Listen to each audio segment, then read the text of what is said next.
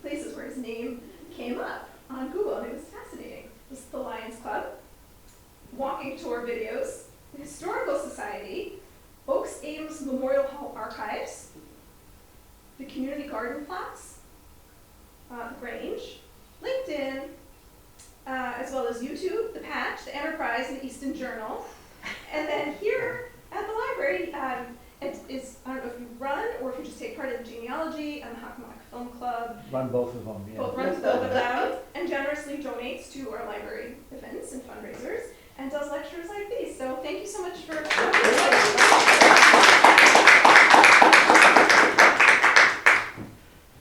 So none of the X-rated sites came up. So welcome, welcome. I need to have a mic in my hand. That's one of those technical signals from TV. So welcome, hi. And we're going to be talking about Winthrop Ames, Queset House, and Broadway. This is the result of a couple of years of research. I did a paper for the Historical Society, which they didn't publish because it was too risque. And so then I had trouble getting people to read it, and then my dear friend Bill put it out to the family, and nobody sued me yet. So I figure it's safe to go ahead with a little presentation. And this would not have been quite as easy as it was without the work of a man named David MacArthur, who back in the 1960s did a PhD thesis, which stands as the only full-length biography of Winthrop Ames. It's a 525-page study of his theatrical career from 1904 to 1929, which includes some, family details as well. So that's that. So let's get started. We won't shut the lights off in case you want to leave. So the interest of the Ames family in the theater actually goes back quite a ways. Oliver Ames, the founder of the Shovel Works, enjoyed music quite a bit and actually sang, which is hard to believe given his rather belligerent nature, but he enjoyed music and having his granddaughters play the piano for him and all of that sort of stuff. But the real family connection begins with Winthrop Ames's grandfather, Oakes Ames, Congressman Oakes Ames. He was the outside man for the Shovel Company, where his brother, Oliver II, was the person that stayed here in Easton and made sure the books balanced. So Oakes would travel widely, quite often to New York City, and since there was not much to do, he actually got involved in theater. This passed on to the two of his sons, Oakes Anger Ames, who is the man who had this house built when he got married in 1854, and his brother, Oliver Ames, became the governor. The governor inherited that love of music and had what has been described as the finest music room in any mansion in Massachusetts. That was torn down quite a while ago, unfortunately. And then finally, we come to the star of the show, Winthrop Ames, who we all know as a terribly stuffy, very boring man who only did HMS Pinafore and Shakespeare. That's totally untrue. Winthrop Ames was one of the most vibrant Broadway producers of the 1920s and an American patriot.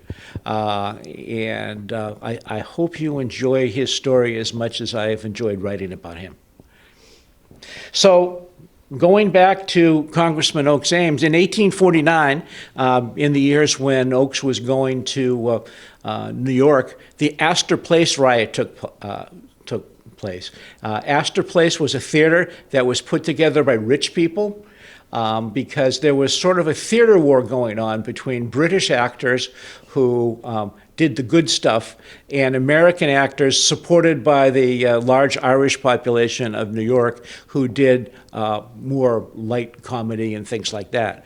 And ultimately, the rivalry between their two leading actors led to a riot led by a man named Ned Buntline. Now, why I'm even talking about Ned? Because a few years later, Ned had changed his attitude completely. Instead of leading the Irish, he had become a leader of the Know Nothing Party, which was totally anti-Irish. And the old man, old Oliver, had him come here to Easton and speak in the little church that used to sit on the Rockery, which is now down on Mechanic Street. So there's a connection there. Oaks knew him. Now, Oaks was on the opposite side. Oaks loved serious drama, and his hero was the leader of the Booth theater family, the one that didn't shoot the president, Edwin Booth.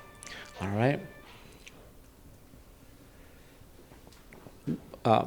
Oaks was also very much an abolitionist. In 1859, he paid to have a production of a play called The Octoroon produced. And it was written and produced by a man named Dion Bouzicool, which wasn't his real name. That was his stage name. He had an Irish name. People made fun of him when he did Shakespeare with an Irish brogue. But he was one of the great producers of his time and one of the great writers of the 19th century. And this Octoroon was an anti-slavery play where the girl who's up on the block here in white is being sold into slavery, even though she's only 1/8 black. It's a very ironic thing. This was the second most popular anti-slavery play that was going around in America in 1859, and our boy Oaks paid to have it produced here in Boston. The other interesting thing is it started a long relationship with Mr. Bouzicool, and we'll hear more about him in a couple of seconds. So here we have Edwin Booth. Edwin Booth in 1869 opened a theater, and I may be safe here, to try to raise the taste of New Yorkers, an almost impossible task. He was the leading Shakespearean actor at the time. He was beloved by the hoi polloi as well as the elites. Unfortunately, his theater at 23rd Street and 6th Avenue in New York was very expensive, and he couldn't ever fill it up because there weren't that many people in New York that wanted to see Shakespeare over and over again. So ultimately what happened is he began to take out mortgages, and the great guy to pay for the mortgages was his good friend, Congressman Oaks Ames. Okay, so this is the connection. Edwin Booth is going to play a major role in the career of Winthrop Ames because he lasted until 1893 when Winthrop is in college. The other thing that happens is Booth reneges on the mortgages, and the Ameses end up owning a theater in New York City. So here we have the earliest picture of Winthrop. He's probably about 4 years old here. There aren't a lot of pictures of Winthrop at a young age. I did see a painting of him recently where he looks like a normal little boy without the Lord Fauntleroy hair pieces, the hair that I wished I had. But the very first play that he went to, his dad, Oaks Ancher, They were living here at the time. They went to New York City to see Edwin Booth produce Hamlet, his famous Hamlet. And according to legend, what happened was Winthrop said, when the ghost made his appearance in Hamlet, "Shh, if we're really quiet, he won't notice us." Okay, and he said this from under his seat. So he got over that, and the career of Edwin Booth became an obsession with him for the rest of his life. And some of the furniture from the Booth Theater's green room was actually here at Queset House, and it's now lost, but it's there out there someplace. There's probably a barn somewhere in Easton that has the chair that Edwin Booth used to sit in. Okay. One thing that we know where it is, if you are going to go to the concert next week at Oaks Ames Memorial Hall, you'll see this at the back of the hall. This was over the proscenium arch of the Booth Theater while it was owned by the Ames family. Mr. Bouzikou decided to renovate after he took over from the Booths, had this painted, and it's called Human Folly. It's at the back of the second floor at Oaks Ames Memorial Hall, and it's the largest piece of 19th century American stagecraft that's still around. And I love it because if you take a look at all of these people, there's Dion over there in the corner, covering up his bald head. There's Edwin Booth. He performed under this picture that you can see. The man in the middle is a man named Maurice Barrymore, the great-grandfather of the current Barrymores. The lady who looks very sad is Sarah Bernhardt, who had her American premiere there. And the guy over here in a really snappy outfit was a theater goer. He just happened to end up as Oscar Wilde. So all of these people knew and saw this particular piece of artwork that came here because the Ameses eventually sold that hot corner theater and turned into a department store. And now it's a parking area. So Winthrop, for the longest time, really got into theater. The story is his career started when he was ill. The family gave him some cardboard and some scissors, and he cut out little cardboard figures. And then when he got better, he convinced his two sisters and his older brother to act in plays for him. Didn't work really well with his older brother, Winthrop, who's kind of an outdoor guy. Hobart, who was kind of an outdoor guy. But the two sisters were active participants, and according to legend, according to this 500-page biography, the family built a stage for him somewhere in the attic at Queset House. Well, for the last 2 years, I've been trying to find out where the attic at Queset House is. We don't have one. So it's more likely that the big room on the third floor was the place where Winthrop's stage was. But just like every other teenager, as he got older, he put away childish things and decided to become an editor, a literary editor. And he said, the reason I decided to become a literary editor is I was really fascinated with the idea of rejecting other people's manuscripts. So off he went to Harvard. He was the first member of this side of the family to go to Harvard, and he was pretty successful there. He was very popular. He got elected as the class secretary. He was also on the class committee, which handled the reunions for the next 50 years. He also wrote this cartoon for the Lampoon, which is talking about Pandora's box and final exams. It's not very funny, but he did it. There it is. And more importantly, he wrote the words and the lyrics for the Hasty Pudding play Prosperina. Prosperina was very well regarded, so much so that on spring break, the Harvard players brought it to Broadway. And they performed it there. And one of the things that the latest round of research we discovered is that, as it says down below, W. Ames appeared as exemplicus, who acted. So not only did he produce and write, but he acted once, at least. Okay.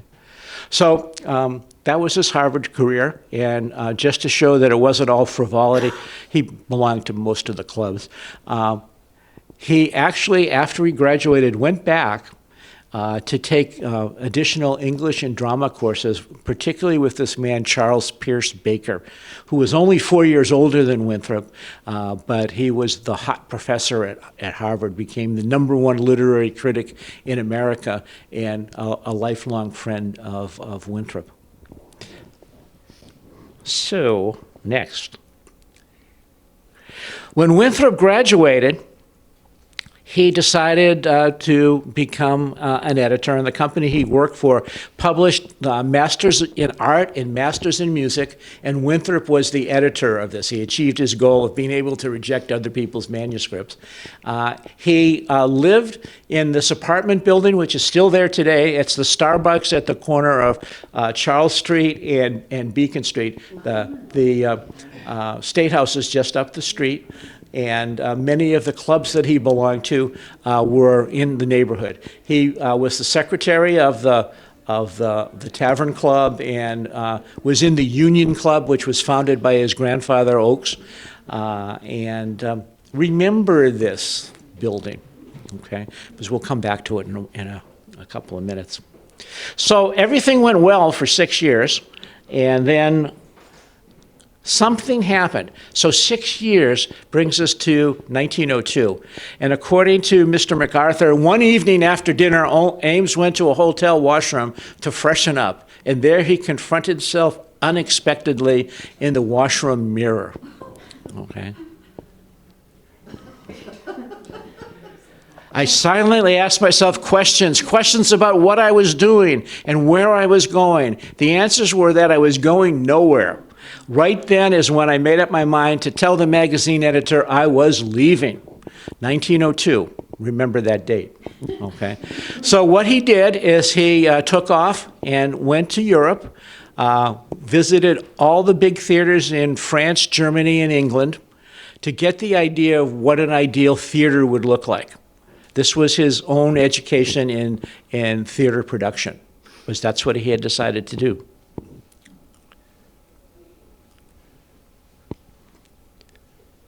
When he came back, he was asked by some of his Yankee friends to manage this theater, which was the Castle something or other. Hold on a second. Castle Hill Theater. It's very close to the Isabella Stewart Gardner Museum. It's not there anymore, but that's where it was. And he managed this for a couple of years. He did things that were very Boston, Shakespeare. That's what he did. We weren't the center of the theater industry by any means. But he really, really knew what he was doing. And you can see this is a page from one of his prompt books. And the underlined parts are the directions to the actors, what they're supposed to be doing. This is the famous scene, but soft, what light through yonder window breaks. It is the east, and Juliet is the sun. Arise, fair sun, and kill the envious moon. And you're supposed to gesture towards the moon. And beyond that, he worked on the motivations of the actors. And why did Romeo say this? Well, he says in note number 19, Juliet evidently draws the curtains, that's what that should say, curtains, letting the light of the chamber strike Romeo's eyes, but does not advance so that he is sure that that it is she until he makes his exclamation, "It is my lady. Oh, it is my love." So everything was detailed. He learned this from Dion Boucicault, who basically said, I'm going to be in charge of the whole thing. I'll write the music. I'll do the prompt books, et cetera, et cetera. Winthrop was a great collector of prompt books, held on to them for years. These prompt books from 1903, 1904 were held on to him until the end of his career in the 1920s.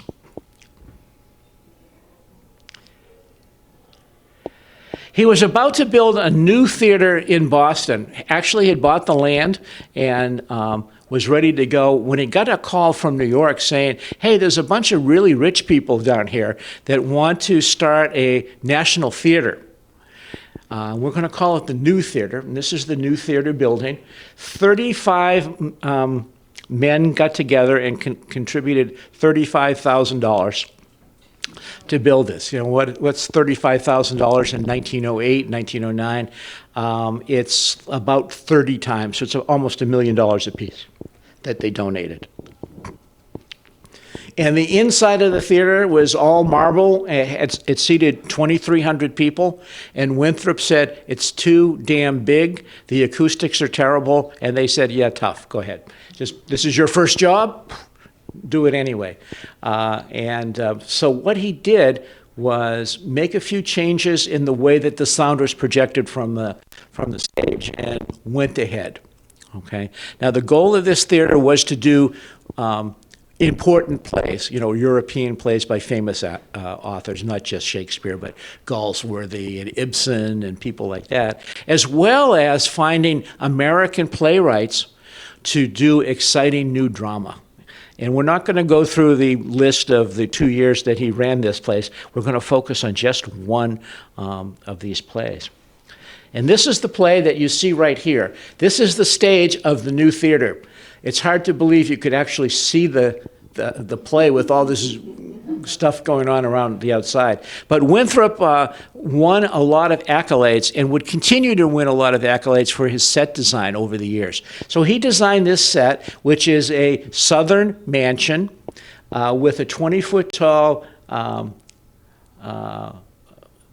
oak tree with all the hanging stuff that you're supposed to have in the South, and the plantation house. The name of the play, which was done by another student of Professor Baker, was, unfortunately, and I'll say this only once, The Nigger. Okay, it was very controversial. It was controversial then. Some white critics said you shouldn't say that stuff. Some African-American critics begged the author to change it, but it was very important to what the story was about.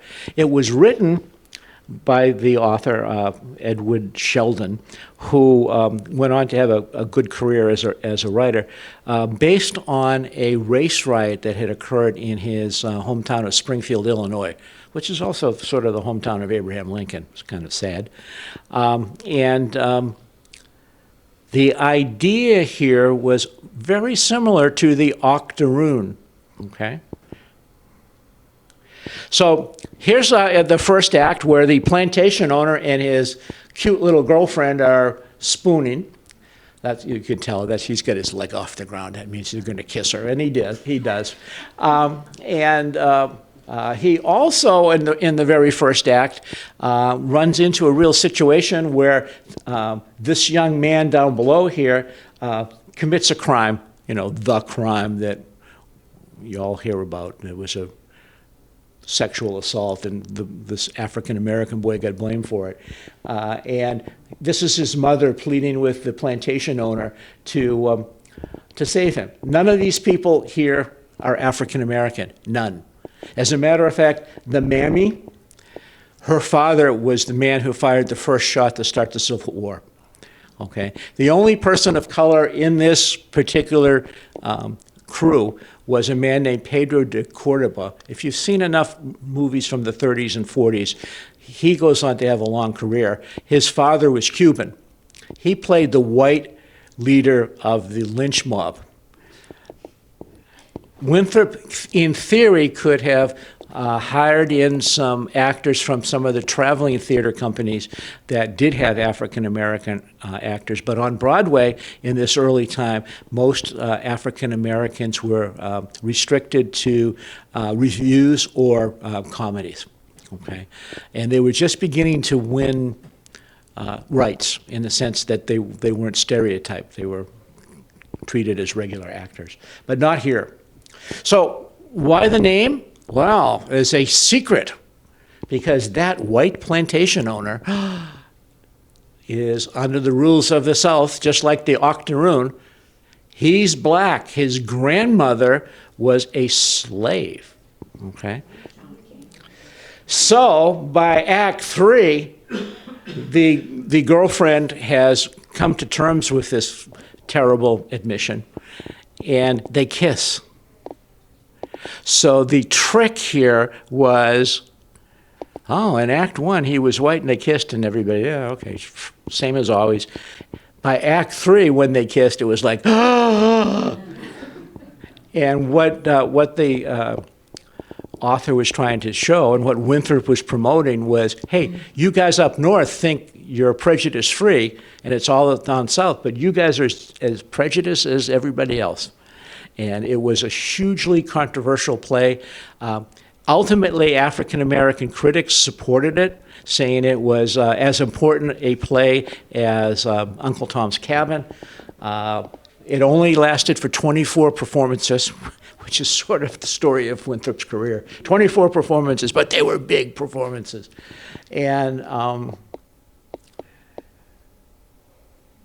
it sounds like, that's no big deal today, but does anybody know when the first interracial kiss occurred on television? And if I told you this sometime during the week, don't blurt it out now. Does anybody know? Jefferson's? Nope. Moving on up. Nope. Guess who's coming to dinner? 1968. Star Trek. Star Trek, yes. William Shatner forced by aliens to kiss Lieutenant Uhura. 1968, first interracial kiss on television. So, hey, Winthrop was ahead of his time with this. This was controversial in his day as well. So here's the good news. The new theater fails after 2 seasons. Over $500,000 was lost. Don't get too excited about these large losses because most plays lose money. If you've ever seen the producers, unless you produce Springtime for Hitler, you're not going to make money.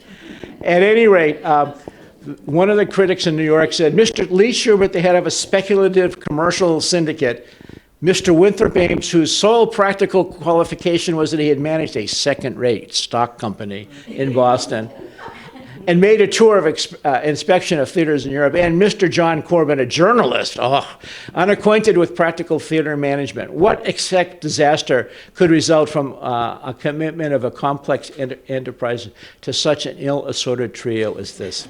Okay. Well, Lee Schubert was going to be a frenemy for Winthrop Ames for the rest of his career. They disagreed over labor issues, but they oftentimes worked together on productions. And this must have been particularly galling for Winthrop because the critic who wrote this was William Winthrop. He was Edwin Booth's best friend.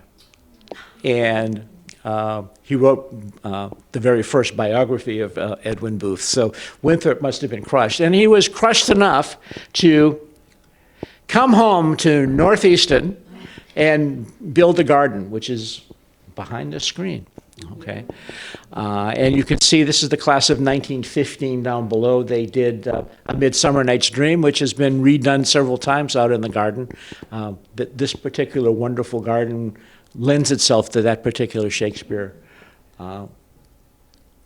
production. We know it's A Midsummer Night's Dream because of the ass in the middle. It's either Midsummer Night's Dream or the principal of the high school.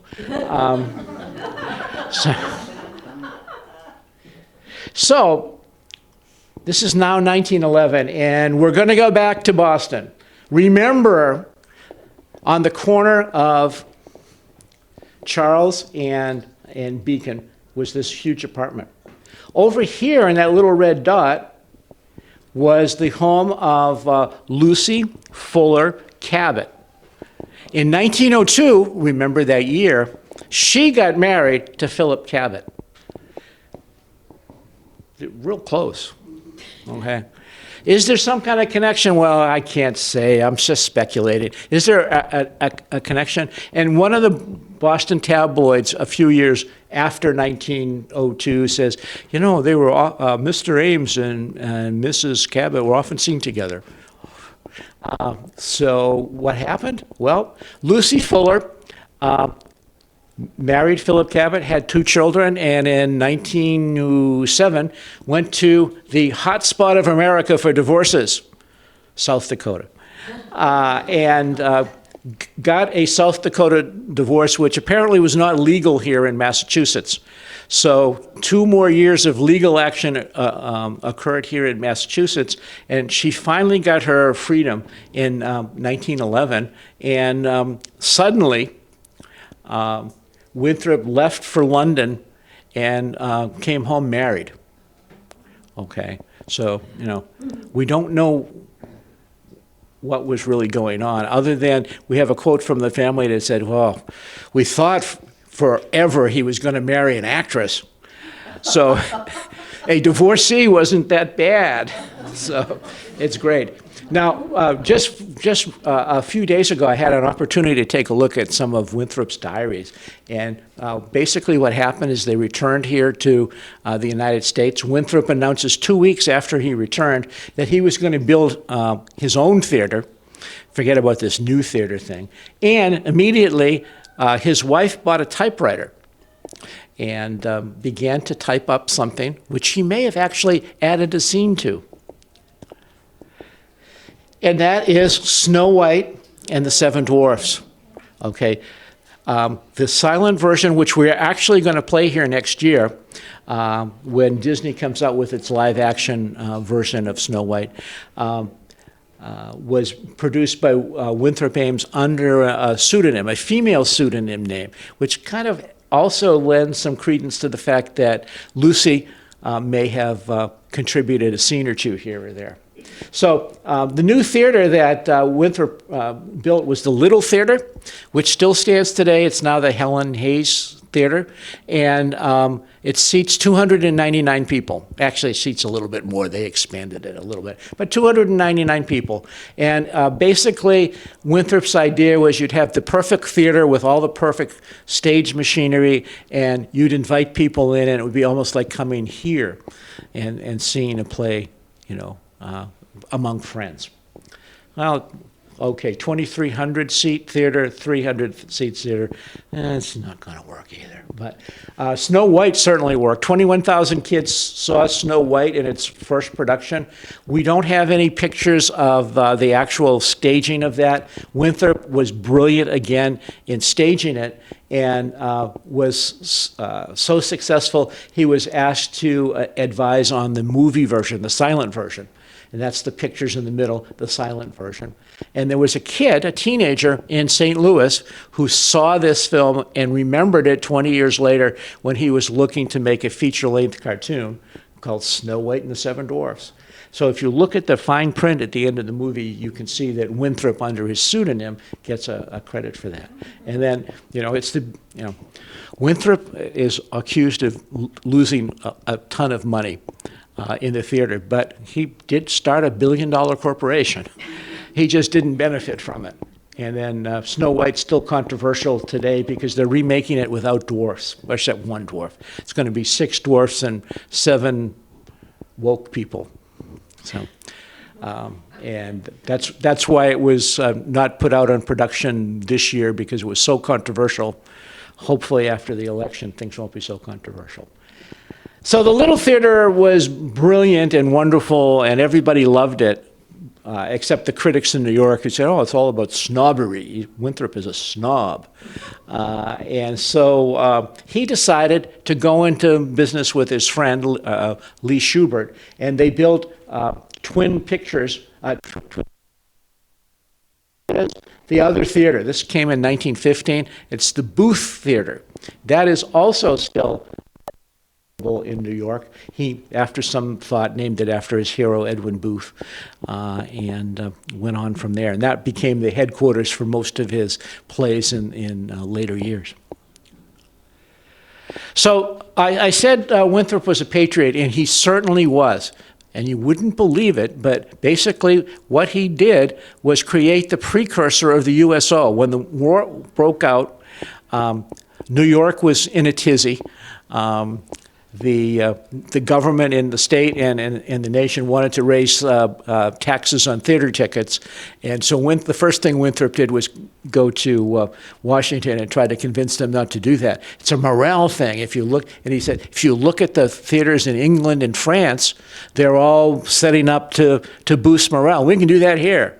They didn't raise the taxes, and then the next thing is the YMCA was asked to build the morale of the troops overseas. So they turned to Winthrop, and Lucy and another playwright that was popular on Broadway went to the front in November of 1917 to see what the boys needed.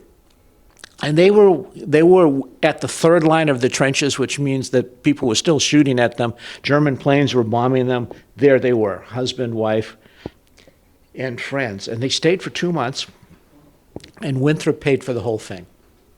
He came home and formed the Over There Theater League, where he convinced people in the theater, New York, to band together into small groups and go overseas and act all over the place.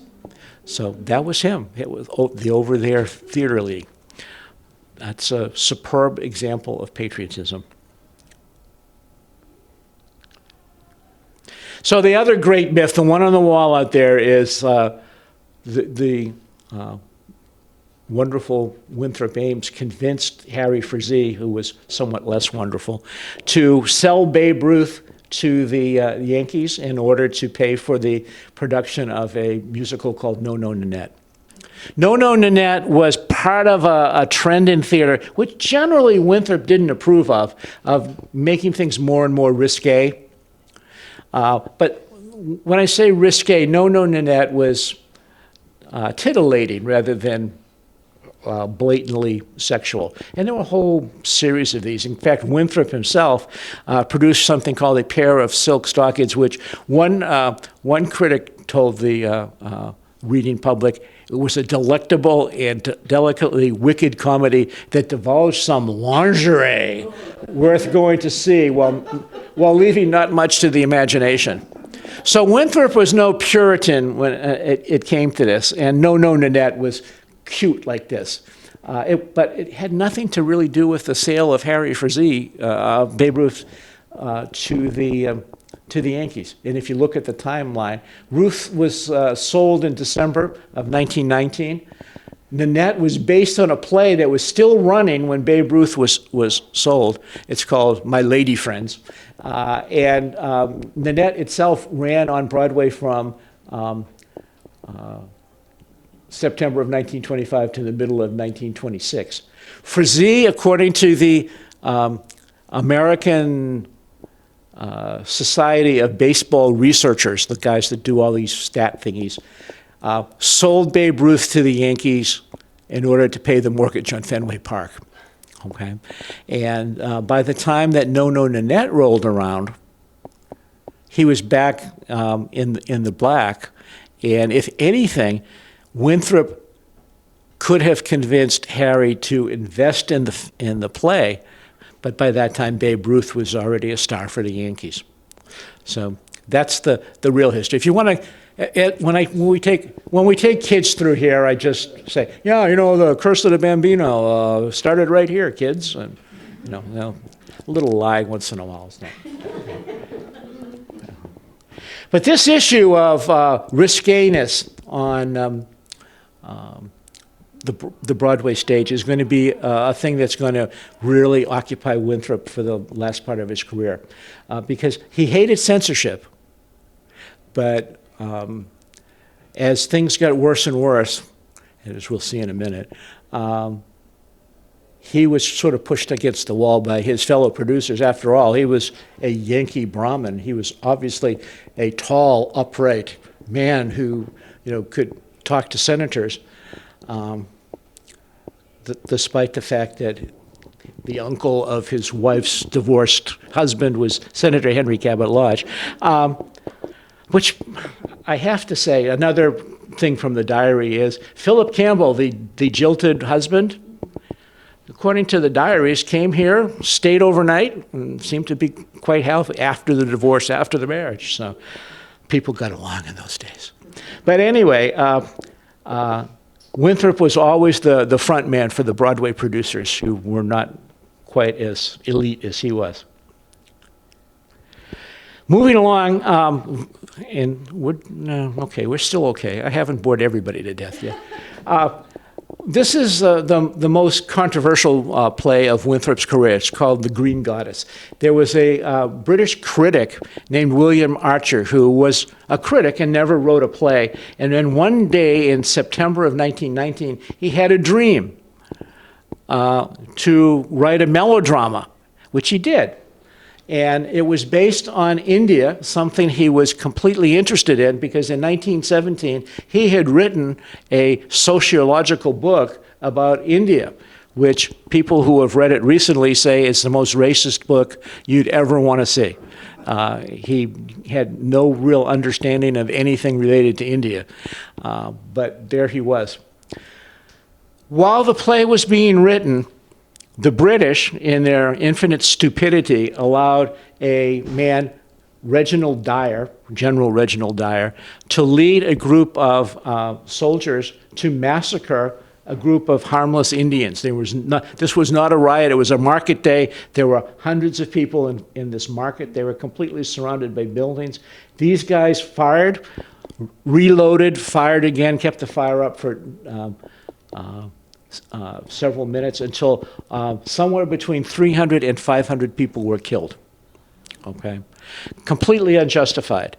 Winston Churchill, who was a total imperialist, said this is horrible. It's a blot against the British.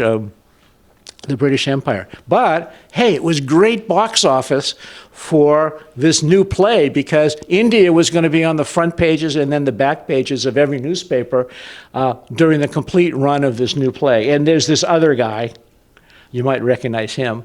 This is what starts his career. It also starts the movie Gandhi.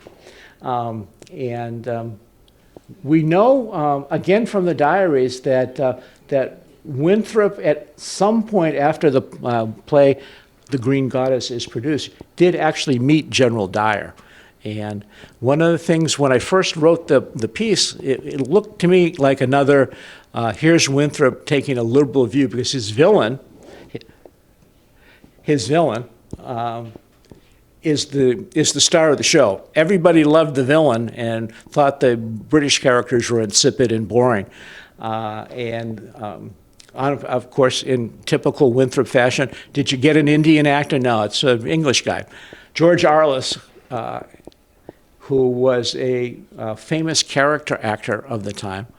One critic said, man, he's played Disraeli and Wellington and all these famous people, and every single one of them is exactly like George Arliss. If you want to see George in action, we're showing on Friday night one of his films here at our film club. So he was this Raja who captures a bunch of English people and threatens to kill the men and seduce the woman. And he has all the good lines.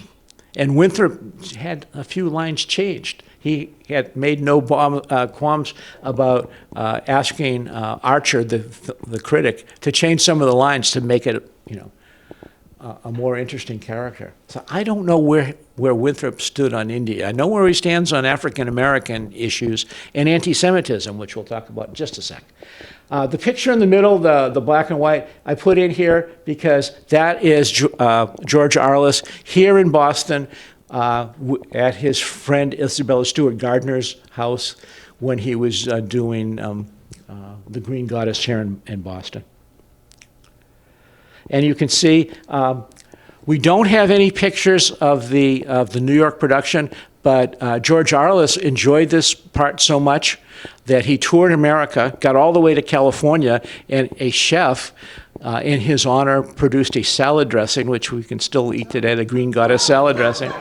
And then George came all the way back, went over to England, and had the play done over there. Luckily for us, he had Winthrop bring the sets from New York, and this is what the New York production looked like when it was staged in London. Okay. So you can see the interesting part of the Sheik's character, the Raja's character, is that sometimes he looks like an Indian person, and then here he is dressed up in a dinner jacket. His connection with the West is sort of a love-hate relationship, and that's what makes it interesting.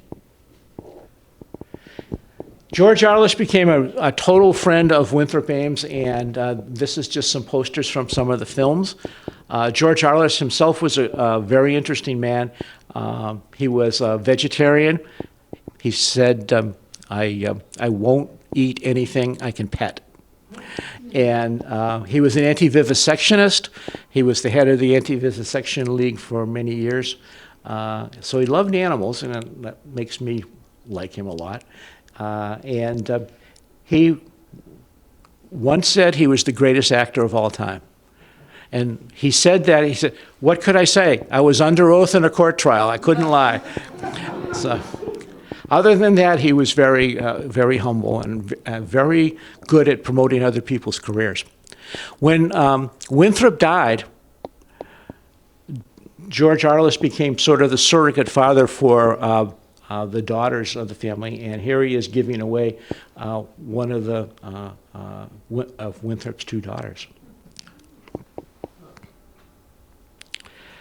So here is the other surprising thing. Has anybody ever heard of the Algonquin Round Table? This is the 1920s. Yeah, well, why would Winthrop Ames, Mr. Staid Yankee, have anything to do with this? But he was completely implicated in the Algonquian Round Table. Over on the side here, this rather worried-looking gentleman is George S. Kaufman, who actually rewrote one of Winthrop's most successful productions, a German play called Beggar on Horseback, which made fun of everything. It made fun of everything Ames, you know, big business, labor union disputes, this, that, or the other thing. It was a complete attack on the upper class in America. Winthrop had Kaufman and another man from the Round Table, Mark Connolly, rewrite it. His lyricist for anything musical was a man named Deems Taylor, part of the Algonquin Round Table. They met every day for lunch. His playwriter was Ruth Hale. One of his favorite critics was Alexander Walcott. He was completely implicated in this group of people. He must have been at some of these snappy lunches. He fit right in. And certainly Lucy would have fit right in here as well, because she loved New York. And while she was there, she participated in charities and things like this. Wish we knew more about her. She was certainly a wonderful person. Can anybody tell me who the guy in the white suit is? Not known for being incredibly talkative. Must be Charlie Chaplin. No, Harpo Marx. He was a card-carrying member of the Algonquin Round Table. So a lot of these folks were Jewish, and this raises an issue of anti-Semitism. Much to the dismay of other members of the family, Winthrop would tell people that the Ames family was originally Jewish. He said, if you need any evidence, look at my nose, which was relatively large. It looks exactly like his grandfather's nose. And he included this in his history of the Ames family of Easton. He was incredibly supportive of people like Edna Ferber, who was a Jewish author who oftentimes faced anti-Semitism. And if he was at a party where she was being attacked, he would stand up for her. And so he sort of had the attitude that Mel Brooks had in To Be or Not to Be. You know, without Jews, gays, and gypsies, there would be no theater. And I think Winthrop kind of went along with that. And whether he was really serious about this Jewish thing or not, but he defended his friends. One of the other things we discovered very quickly is that instead of going to Florida like many members of the Ames family, Winthrop and Lucy, for at least 6 years, went to Santa Barbara, California every year for winter. Why? Well, obviously it's close to Los Angeles, relatively close. He got involved in establishing a theater thing out there as well. We have a picture here of one of George Arliss's plays, Old English. There's a poster on the wall out there. And Winthrop, when the film was being made, the play that Winthrop had produced, he was out there to support Arliss and the rest of the cast. That's about when he's about 60 years old. Thank you, Ed. And this is the showboat story. Somebody over there, that corner in front of Uma, told this story the other day. And let me set the record straight. Edna Ferber was producing out of town with a play called Minnick, which was being produced by Winthrop Ames. And they had a playhouse in Connecticut, and they opened it up, and everybody filed in, and they turned the lights on, and bats flew out of the rafters, and everybody ran away. So Winthrop basically said, you know, it would be wonderful one of these days if we just skip all these things and get on a showboat and ride up and down the Mississippi River. And Edna Ferber, even though she came from the Midwest, said, what's a showboat? So Winthrop explained it all to her. She went to one of the Carolinas, researched showboats, and then came back with a novel which became the musical Showboat, which is a great controversial story about African Americans with Paul Robeson singing Old Man River. So finally, this is getting into the hot stuff. This is why I got censored right here. We got to the mid 1920s, and there was a lot of nudity. I mean, real nudity. You would think, hair in the 1960s was scary. But no, they had this back then too.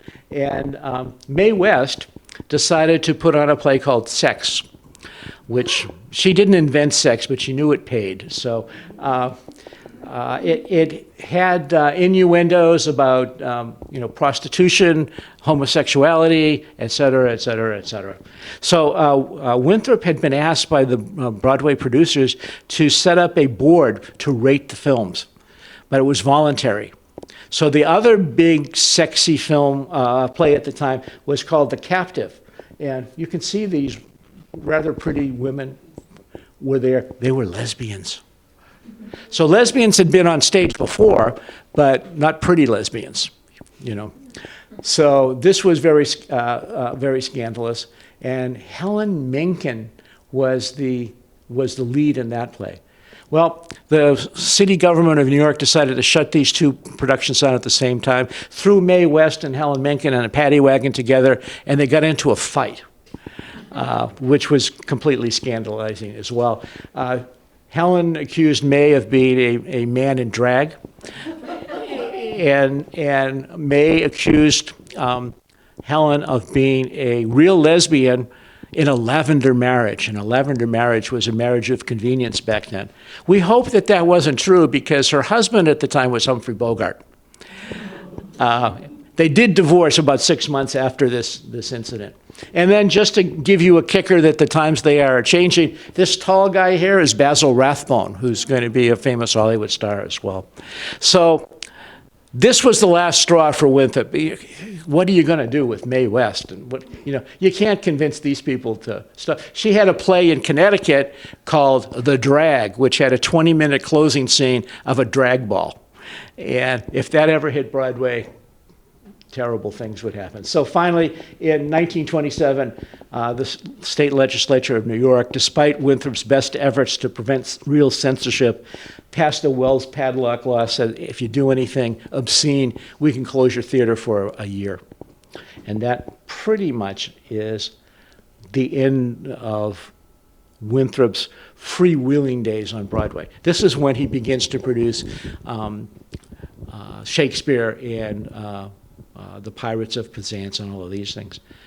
But towards the end of his career, in 1928, he knew he was retiring. Lucy knew he was retiring.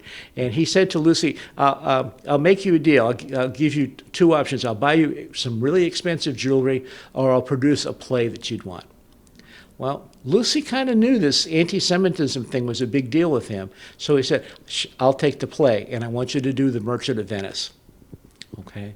And this was very important because it brought George Arliss in. It's the first time he'd done Shakespeare. Winthrop hadn't done Shakespeare since 1911 1906 back here in Boston. And what had happened was the portrayal of Shylock had changed. Back in Shakespeare's day, Shylock was a typical stereotyped evil Jewish person with a big nose, extra big nose, and red hair. Red hair, I don't know, but that was Jewish. And that's the way it was played for generations. Edwin Booth, down below here, managed to change it. Shylock didn't look like a stereotypical Jew, but he was still played as a villain. So there was another man, Henry Irvin, right here, who in 1879 decided to play Shylock as basically an English gentleman. And this was what Winthrop produced for George Arliss. George Arliss played George Arliss. And George Arliss happened to be the same kind of guy as Winthrop Ames. He doesn't come across as a terrible villain. He comes across as a person more sinned against than sinning. And it's a total change in the way that The Merchant of Venice was done. Sadly, Winthrop and Arliss couldn't get the producers in Hollywood to put it on screen. Many of the producers in Hollywood, the owners in Hollywood, were Jewish, and they were afraid of an anti-Semitic backlash. So it didn't get produced until Al Pacino played Shylock in 2004. What did happen was that Arliss, in 1934, after the rise of Hitler, was asked to play another pro-Jewish film called The House of Rothschild. And that was a huge hit and a strike against Hitler. All right, we're almost to the end, I promise. So Winthrop Ames had Ronald Colman fired when he was the crazy Indian priest in the middle of the Green Goddess. And 7 years later, Ronald Colman is becoming a big star in Hollywood. And in 1929, Winthrop, who was closing down his production, took his staff to see Coleman's first big picture, Bulldog Drummond. And afterwards, he led a procession to the nearest speakeasy, which would have made his grandfather turn over in his grave because his grandfather was a teetotaler. He ordered a round of drinks and intoned, "Gentlemen, I'm afraid what we have seen tonight is the end. This is what they want. I fear the theater, as you and I know it, is doomed. It will become small and highly specialized. Gentlemen," he raised his glass, "to the theater." Okay, well, he had been complaining about you guys, the Democratic, those ordinary people. They don't have the same high standards of theater as we have, blah, blah, blah, blah, blah. What he didn't realize was that the movies were changing the way things were being done. And this is a perfect example. Bulldog Drummond was certainly not Shakespeare. And it proved Winthrop right. Movies became big and theater became small. As the 20s progressed into the 30s, Winthrop declined very quickly. Here's a picture of him when he's about 60, and you can see this picture over here. He's hiding a cane behind his back. Okay, we know that changes were made here. There was an elevator put in the front room to accommodate him, and he had this wonderful scooter, which had a Massachusetts license plate, and that's one of his daughters riding on the back there. So he came home, no longer produced plays, wrote two very important books. One is What Shall We Name the Baby, which is still in print today. It's about baby names, which it really isn't as frivolous as it sounds because it played to his interest in researching the history of names and things. And then he finally did the Ames family of Easton, which is an important genealogical document. He passes away on November 3rd, 1937. This is a horrible picture, I know, but it's the only one that shows Winthrop in profile, in case you missed the nose. He died in Boston, and there was a funeral service here. He's buried out in back of the Unity Church. But there was also a ceremony in New York, and at the ceremony, Lucy produced this. She said, "We intended sending out a Christmas card this year. On the card was the White Rabbit blowing his trumpet, and underneath these words, 'Dreams are not idle, dreams have saved the world.' Winthrop Ames's dreams were fourfold: a better theater, more beautiful gardens, earth, and a creedless church. He made honest sacrifices to further his dreams.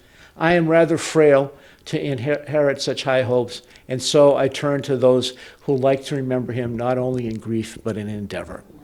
So, yeah, it was a nice tribute. So, that's the life and career of Winthrop Ames, and I've certainly bored you enough. So, 7:30, yes, just an hour. All right.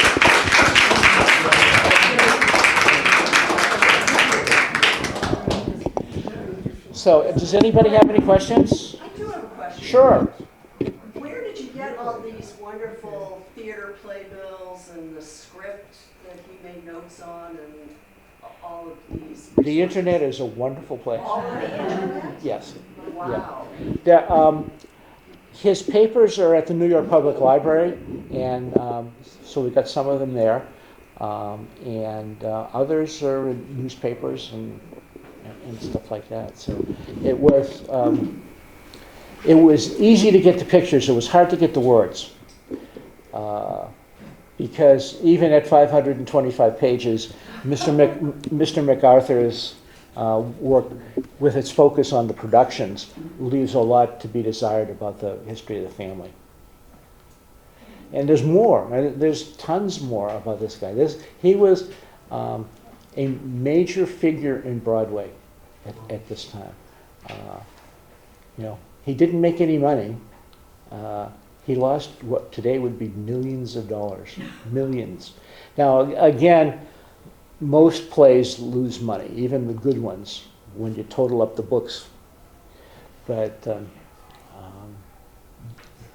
he built 2 theaters with his own money. Well, Lee Shubert helped with the Booth Theater, but he built, the Little Theater. He sponsored a lot of plays that were high-toned, that didn't make money. And yet he had a huge impact.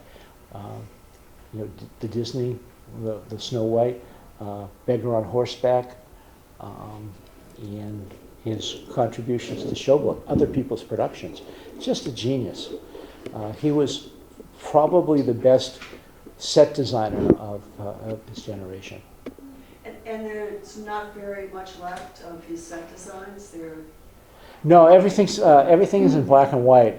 There's a few movie magazines and theater magazines that have some color pictures, but I was happy when it came to the new theaters have that one picture of the tree in the plantation house. And there is a series of proof pictures where we get the pictures of the kiss. Any other questions? Yes? Were any of his children involved with the theater after his death? Not that I know of. Okay. Yes? As a complete aside, but for all the people that are in our age group, and I'm one of the older ones, they've all seen the Little Theater. And the reason they've seen it is because Dick Clark's Saturday Night Show was there for many years on TV. Yes, it's still being used. Merv Griffin had his television show there, and again, it's still in use today. Sometimes there's a theater, sometimes there's a location for radio shows. Yes, Mr. Ames. Yes. Ed, I have a story, kind of an Easton family story about Winthrop. My father, David Ames, was probably in film academy, and his brother might have been in Milton or maybe a year ahead of him. And Winthrop would live out here quite a lot. And on Sundays, everybody would go to church. And Winthrop would invite my father and his brother John down to Queset, and he'd serve them up a round of cocktails. And they enjoyed it, and they would stay, and Lucy would eventually say, "This is not good." And my grandfather was a pretty conservative, by the book person. I think that was not an amusing moment for him. Was this after church, before church, or during After church? After church, not during. Anything else? All right, wonderful. Thank you very much, folks.